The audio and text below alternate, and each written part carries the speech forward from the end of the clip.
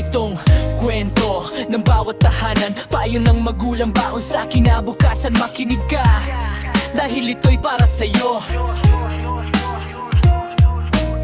Noong bata ka pa, ikaw ay inakay. Sa bawat paglagat, si nanay ang umalalay. Si tatay naman, kayod ng kayod sa trabaho. Kahit pagod ang katawan, para sa pangarap mo. Pero nang lumaki, nagbago ang ihip. Mas pinili ang barkada kaysa tamang daan at isip. Bawat payo'y binaliwala. Akala mo'y tama hanggang dumating ang araw na luha ang kasama. Makinig ka, anak, sa payo ng magulang.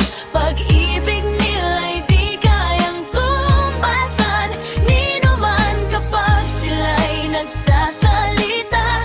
Puso ang ginagamit, kinabukasan mo lang ang lagi nilang kapalit.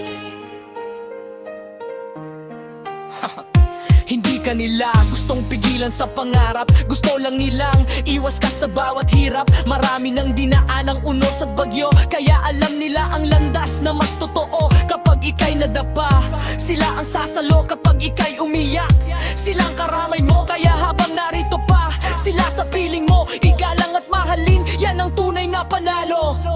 Hindi lahat ng sermon ay puro paninita, kundi gabay para sa mas magandang bukas. Respeto sa magulang, yan ang tunay na astig. Pagdala mo sa buhay, tiyak na aabot sa langit ang ngiti.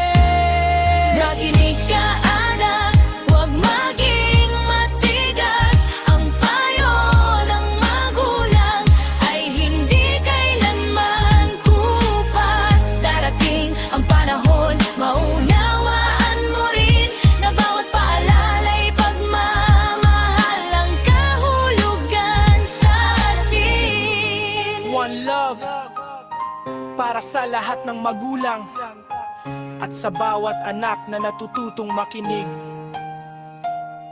Respeto, pagmamahal, pamilya, yan ang tunay na panalo.